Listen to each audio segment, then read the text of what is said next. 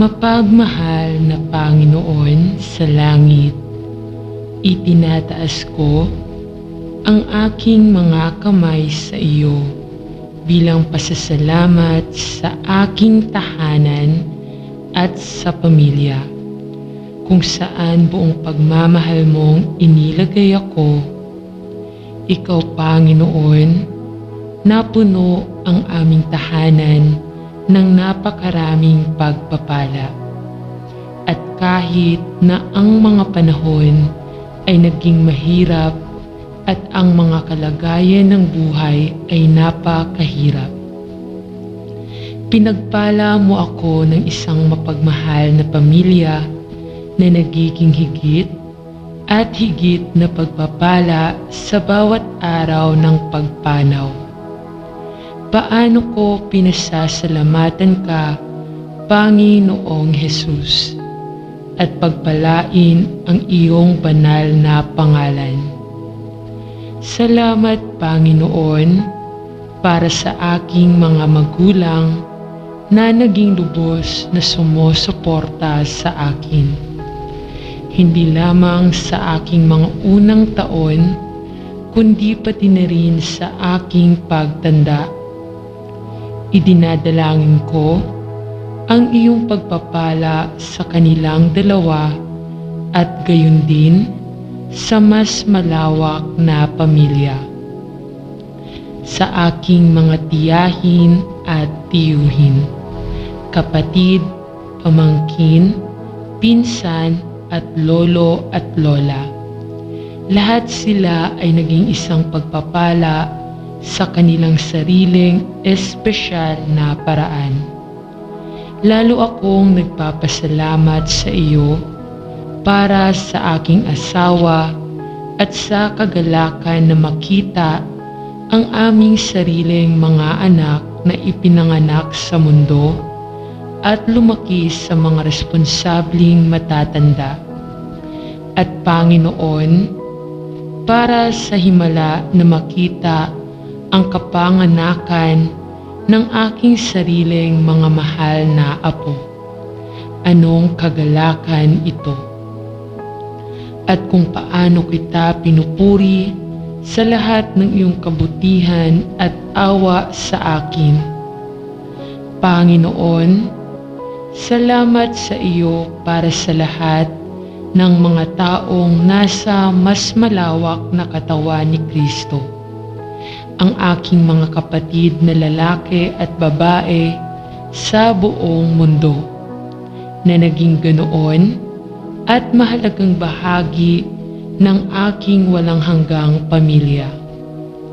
Salamat sa iyo para sa kahangahangang kagalakan ng pag-alam na lahat tayo ay makiisa sa iyo, sa pag-ibig sa mga makalangit na lugar sa mga darating na araw. Kapag ibinigay sa atin ang ating niluwalhati na mga katawan sa walang hanggang estado, walang mga salita na sapat upang ipahayag ang pasasalamat na mayroon akong Panginoon. Ngunit salamat sa pangalan ni Jesus ay nananalangin ako. Amen. Mahal na Ama sa langit, kung paano ako nagpapasalamat at nagpupuri sa iyo para sa aking mga magulang na naging tapat sa pagmamahal at pag-aalaga sa akin nang walang pag-iimbot. Lubos akong nagpapasalamat na ako ang kanilang anak at nakita mong angkop para sa akin na maging bahagi ng kanilang pamilya. Alam ko na napakadalas kong binabaliwala ang mga ito at hindi ako naging kapaki-pakinabang gaya ng nararapat. Ngunit ang kanilang patuloy na pagmamahal at suporta sa buong buhay ko ay naging isang napakagandang halimbawa ng pagiging magulang. at lubos akong nagpapasalamat sa kanilang dalawa. Lumapit ka sa kanila, nananalangin ako, at palibutan mo sila ng iyong mapagmahal na mga bisig. Pagpalain sila ng parehong kalusugan at kasiyahan, at maging isang tore ng lakas, dahil ang dalawa ay tumatanda ng kaunti. Tinanong ko ito sa pangalan ni Jesus. Amen. Mahal na Panginoon, habang binabalikan ko ang mga nakaraang taon, gusto kong pasalamatan ka para sa maraming mga guro na inilagay mo sa aking landas, at para sa mga kahangahangang paraan na napakarami sa kanila ang naka-impluwensya sa akin para sa kabutihan sa pamamagitan ng mga pahina ng aking buhay. Salamat sa paraan na nilagyan ako ng ilan upang tingnan ang buhay, at hinikayat akong abutin upang matupad ang potensyal na nasa loob, at napagana ang aking mga nakatagong regalo at talento na namulaklak at umunlad para sa kapakinabangan ng iba at sa iyong kaluwalhatian. Salamat sa mga tumulong sa akin na tumuon sa gawaing nasa kamay. Kahit na tila nakakapagod, alam na ako ay pinagana upang makamit ang mga layunin na tila lampas sa aking kaalaman, at makamit ang mga layunin na tila hindi maabot. Salamat sa mga guro na nagturo sa akin ng habag at nagdala sa akin sa isang nakapagliligtas na kaalaman tungkol sa Panginoong Hesu Kristo. At salamat sa iyo para sa mga taong humantong sa akin mas malalim sa buhay Kristiyano, at kahit na naitama ako kapag nagsimula akong magkamali mula sa katotohanan. Dalangin ko na gagamitin mo ako upang maging isang guro at isang pampatibay loob sa iba na maaari mong ilagay sa aking landas. Nawa ay matapat kong tuparin ang iyong utos na magmahal gaya ng pag-ibig ni Kristo sa amin, at ialay ang aking buhay sa iyo bilang isang hain ng pasasalamat at papuri. Ito ang hinihiling ko sa pangalan ni Jesus. Amen. Panginoong Jesus, lubos akong nagpapasalamat sa iyo para sa pamilya ng simbahan na ibinigay mo sa akin, at para sa pagmamahal at paghihikayat na natatanggap ko mula sa bawat miyembro.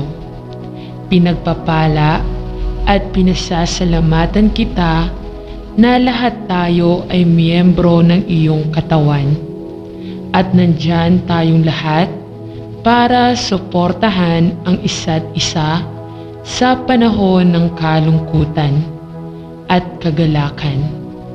Gayon din ang mga panahon ng karamdaman at kalusugan.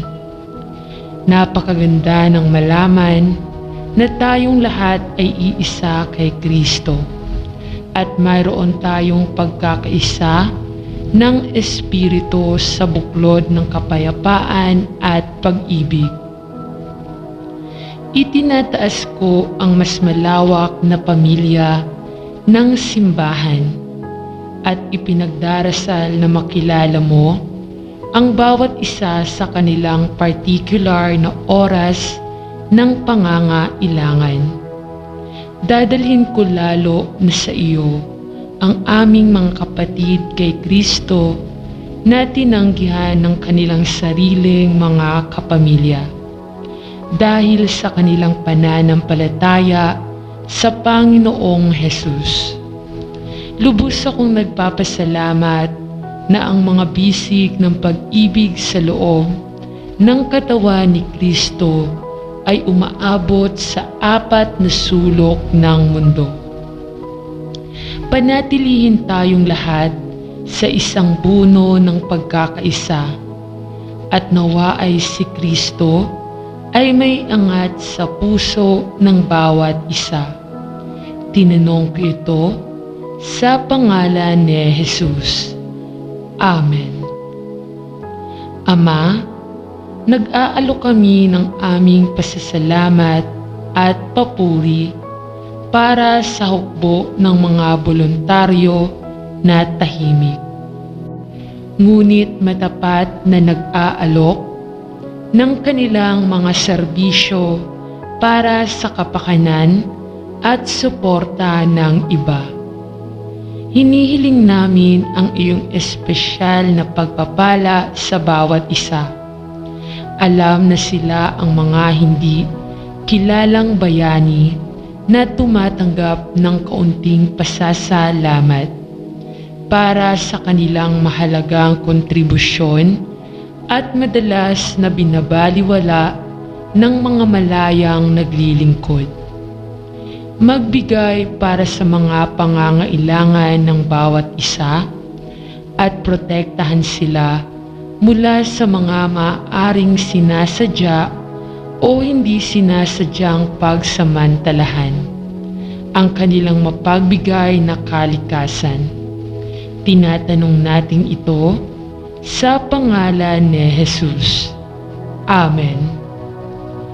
Ama sa langit, lubos akong nagpapasalamat sa aking gawain at nais kong purihin at pasalamatan ka na ibinigay mo ito para sa trabaho sa akin.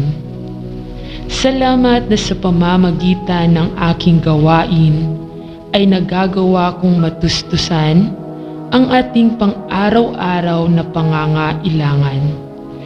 pangangailangan at ibinibigay ko sa iyo ang lahat ng papuri at kaluwalhatian.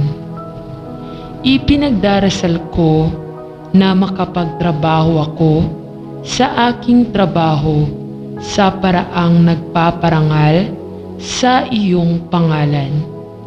Panatilihin akong handa at kaya kong manalangin upang gampanan ang lahat ng mga gawain at tungkulin na itinakda sa harap ko ng may integridad at kasipagan. Salamat sa iba pang manggagawa at miyembro ng kupunan dito at nagpapasalamat ako sa maraming aral na itinuturo mo sa akin. Sa posisyong ito, nawa ay si Jesus ay patuloy na luwalatiin sa lahat ng aking sinasabi at ginagawa sa kanyang pangalan na aking ipinagdarasal. Amen.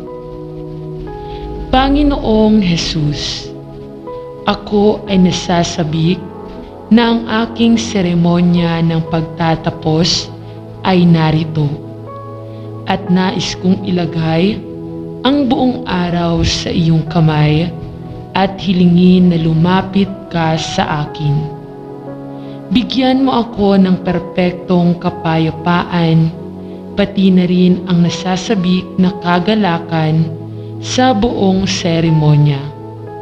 Salamat, Panginoon, sa pagbibigay sa akin ng kahangahangang pagkakataong ito upang mag-aral, upang makamit ang aking mga layunin sa edukasyon at makakuha ng mahalagang karanasan sa buhay na aking ipinagdarasal, na magbigay sa akin sa mga araw na naghihintay. Salamat sa pagbibigay sa akin ng focus at direksyon upang matagumpay na makumpleto ang aking kurso ng pag-aaral. At hinihiling ko na bibigyan mo ako ng determinasyon na lumabas sa buhay, ang pagtitiwala sa aking kinabukasan sa iyong mga kamay. Alam na ang iyong plano para sa aking buhay ay ang pinakamagandang landas na dapat kong tahakin. Panginoon, nararamdaman ko na ang araw na ito ay ang unang araw ng aking buong hinaharap, at gusto kong ikaw ang maging sentrong lugar sa aking buhay. Ibinibigay ko sa iyo ang aking pasasalamat sa palaging nandyan para sa akin sa buong buhay ko, hanggang sa puntong ito, at hinihiling na ikaw ang manguna at gagabay sa akin sa mga araw na naghihintay. Sa pangalan ni Jesus, Amen. Ama sa langit, ang nakalipas na ilang taon ay tila bumilis, at dito tayo naghahanda para sa pagtatapos ng ating mahalagang anak. Salamat sa batang ito na ibinigay mo sa amin upang alagaan at alagaan. At habang kinakaharap nila ang hindi kilalang hinaharap, ipinagdarasal namin na lapitan mo sila at manguna at gumabay sa mga araw na naghihintay. Ang ating sariling mga puso ay pinaghalong magkakaibang emosyon, pagmamalaki sa kanilang tagumpay at pagmamalasakit sa kanilang kagalingan sa hinaharap. Ngunit ipinagdarasal namin na ang seremonya ng pagtatapos na ito ay maging espesyal na oras ng pagdiriwang, at walang makakasira sa kagalakan at nasasabik na pag-asa na aming nararamdaman. Sa kabila ng hindi may iwasang mga bahid ng pangamba. Ama sa langit, alam ko na sinasabi ng Biblia na ako ay pinatawad sa pamamagitan ng pagsisisi sa aking mga kasalanan at pagbaling kay Kristo. Alam ko na ako ay naligtas sa pamamagitan ng biyaya sa pamamagitan ng pananampalataya sa Panginoong Hesukristo. Gayunpaman, nalaman ko na ang aking mga iniisip ay patuloy na bumabalik sa aking maraming kasalanan at maling gawain, at nalaman kong hindi ko matanggap na ako ay ganap at walang pasubali na pinatawad sa aking mga kasalanan sa pamamagitan ng ikaw. Alam ko na sinabi mo na hanggang sa silangan ay mula sa kunluran hanggang ngayon ay inalis mo ang aking kasalanan sa akin. Gayunpaman, nalaman ko na ang aking kagalakan sa paniniwala ay madalas na naputol dahil nagdududa ako na hindi ito maaaring totoo. Tulungan mo akong Panginoon na maniwala sa sinasabi ng iyong salita tungkol sa aking kapatawaran. Bigyan mo ako ng biyaya na tunay na tanggapin na iyong pinatawad ang lahat ng aking mga kasalanan nang walang pasubali, nakaraan, kasalukuyan at hinaharap. At ang aking mga kasalanan ay hindi na maaalala pa. Salamat Panginoon na ako ay pinatawad. Salamat Ama sa pagpapadala sa Panginoong Hesus upang bayaran ang halaga para sa aking mga kasalanan sa krus. Ipinagdarasal ko na sa kanyang lakas mabuhay ako para sa kanya sa bawat sandali ng araw. Sa pangalan ni Jesus ay nananalangin ako. Amen. Ama sa langit, habang ang mga sumusulong na taon ay lalong nagiging maliwanag sa aking lumulubog na katawan, bumababa ang bilis at lumiliit na lakas, pati na rin ang aking iba't ibang memory lapses. Dalangin ko na bibigyan mo ako ng karunungan upang yakapin ang aking mga pagsulong na taon ng may biyaya at sigasig. Sa halip na tignan ito bilang isang bagay na dapat katakutan. Dalangin ko na paganahin mo akong tumanda ng may biyaya at yakapin ang aking katayuan sa senior citizen na may pagnanais na mabilang araw-araw. At ang aking katandaan at retiradong katayuan ay ituring na isang kalamangan sa halip na makita ito bilang isang paghihirap na kailangang tiisin. Tulungan mo akong tumingin sa iyo para sa lahat ng aking mga pangangailangan habang lumilipas ang mga taon. At salamat sa iyong ipinangako na ang iyong biyaya ay sapat na at ginawang sakdal sa aking kahinaan. Salamat na ang mundong ito ay hindi ang aking tahanan, kundi ang aking pagkamamamayan ay nasa langit. Ngunit hanggang sa panahong yaon, ay dadalin mo ako upang makasama ang iyong sarili. Ipinagdarasal ko na ako ay maging aktibo sa espiritu, kaluluwa at katawan, at mabuhay ang aking buhay na gaya ng sa Panginoon. Panalangin ko ito sa pangalan ni Jesus.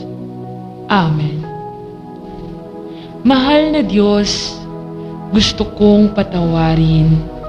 Hindi ko alam kung ano ang gagawin para mapatawad. Ngunit gusto ko ang iyong kapatawaran. At kaya, ipinagdarasal ko sa iyo ang biyaya na patawarin. Gusto kong malaman na pinatawad mo sa akin ang lahat ng aking mga kasalanan. Patawarin mo ako, Diyos. Marami akong ginawang maling bagay, talagang masasamang bagay na hindi karapat-dapat sa pagpapatawad. Ngunit sinabi sa akin ng aking mga kaibigang Kristiyano na si Jesucristo ay namatay sa krus upang bayaran ang halaga para sa aking mga kasalanan. At ang Diyos, naniniwala ako na ginawa niya at ikinalulungkot ko ang lahat ng aking mga kasalanan. Nagsisisi ako sa aking mga kasalanan dahil alam ko na ang aking mga kasalanan ay nagsugo kay Jesus sa krus. Hindi ko lubos na maisip na ang kailangan ko lang gawin ay maniwala na si Jesus ay namatay para sa akin, at na siya ay muling bumangon at sa pamamagitan ng paniniwala sa Kanya para sa aking kaligtasan.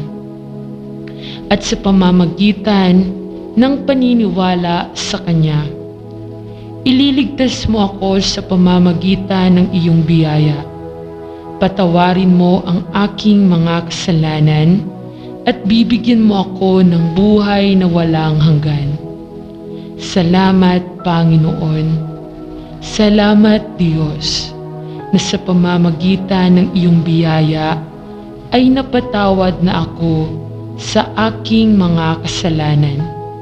Sa pangalan ni Jesus, Amen.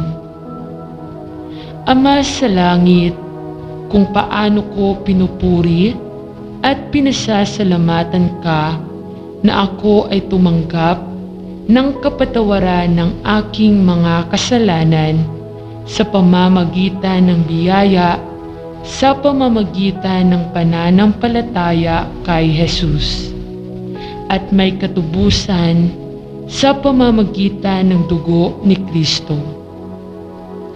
Panginoon, ikaw ay napakayaman sa awa at biyaya, pag-ibig at pagpapatawad, at ipinagdarasal ko na ako ay bigyan ng kapangyarihan na patawarin ang iba habang pinatawad ako ni Kristo. Walang kondisyon at walang anumang sama ng loob o nakatagong sakit. Ama, alam ko na sa aking sariling kapangyarihan ay hindi ko mapapatawad ang ilan sa mga nagdulot sa akin ng matinding sakit at dalamhati ng puso. Kundi Ama, kapag isinasaalang-alang ko kung ano ang ginawa ni Kristo para sa akin at kung paano ako napatawad sa iyo. Gusto kong patawarin ang iba sa parehong magiliw na paraan na pinatawad mo ako. Bigyan mo ako ng biyaya na magpatawad ng walang pasubali. Magpatawad sa iba habang pinatawad ako ni Kristo. Tinatanong ko ito sa pangalan niya. Amen. Mahal na Panginoong Jesus, nagpapasalamat ako sa iyo sa aking buhay at sa pagiging aking tagapagligtas. Hindi mailalarawan ng mga salita kung gaano ako nagpapasalamat na malaman na ikaw ay ginawang kasalanan para sa akin, upang ako ay maging katwiran ng Diyos sa iyo. Bagamat alam ko na ito ay totoo, mahirap maunawaan kung ano ang dapat kong gastos sa iyo, sa sakit at pagdurusa. Ngunit pinupuri at niluluwalhati ko ang iyong pangalan, sapagkat ako ay tinanggap kay Kristo at nakadamit ng kanyang katwiran, at nais kong mabuhay ang aking buhay ayon sa nais mong mabuhay ang tao. Dalangin ko na mabigyan ako ng biyaya na mamuhay ng lubos na umaasa sa iyo. Lumakad sa espiritu at katotohanan at isumiti ang looban sa iyo. Tulungan mo akong ibigay ang lahat ng aking pag-aalaga sa iyo at huwag subukang ayusin ang mga bagay sa sarili kong lakas. Tulungan mo akong lumakad na gaya ng sa Panginoon at iharap ang aking buhay bilang isang buhay at banal na hain sa iyo. Dalangin ko na ang iyong mga pag-iisip at pagnanasa ay maging akin upang ako ay mabigyan ng biyaya na manalangin ayon sa iyong kalooban, at gawin lamang ang mga bagay na nakalulugod sa iyo. Dalangin ko na mabigyan ako ng biyayang mamatay sa sarili araw-araw at sa buhay kay Kristo, upang kahit anong gawin ko at kahit anong sabihin ko ay ma-filter sa pamamagitan ng iyong pagmamahal at biyaya. Ito ang hinihiling ko sa pangalan ni Jesus. Amen. Ama sa langit, salamat sa iyo na hindi ako nasa ilalim ng batas, kundi nasa ilalim ng biyaya. At ipinagdarasal ko na sa pamamagitan ng iyong sapat na biyaya ay makaya kong patuloy na lumakad sa Espiritu at katotohanan sa lahat ng mga araw ng aking buhay. Huwag gayaang magkaroon ng kapangyarihan ang kasalanan sa akin, ay nananalangin ako. At nawa ay ang aking makalaman na pagnanasa at anumang di makadiyos na hilig ay manatiling ipinako sa krus. Ipinagdarasal ko na kusang loob kong magpasakop sa gawain ng banal na Espiritu sa aking buhay, at araw-araw ay sabihin, magagawa ka. Salamat na sa biyaya sa pamamagitan ng pananampalataya kay Kristo, ako ay pinalaya mula sa kautusan ng kasalanan at ng kamatayan, at binigyan ako ng bagong buhay para sa Kanya na nagpalaya sa akin mula sa aking pagkaalipin sa kasalanan. At sa pamamagitan ng iyong biyaya, ipinagdarasal ko sa iyo na ako ay lumakad sa Espiritu at katotohanan, na mamuhay sa kabanalan at katwiran sa lahat ng aking mga araw, upang sa pamamagitan ng biyaya ng Diyos ay lalo akong maitutulad sa larawan at pagkakahawig ni Hesu Kristo. Nawa ay ang mundo ay ipako sa krus sa akin at ako sa mundo, sa pamamagitan ng krus ni Hesu Kristo na aking tagapagligtas. At nawa ay mabuhay ako at kumilos at magkaroon ng aking pagkatao sa Kanya, hanggang sa wala ako at siya ang lahat sa buhay ko. Ito ay ipinagdarasal ko sa pangalan ni Jesus. Amen. Sa ngalan ng Ama at ng Anak at ng Espiritu Santo. Amen.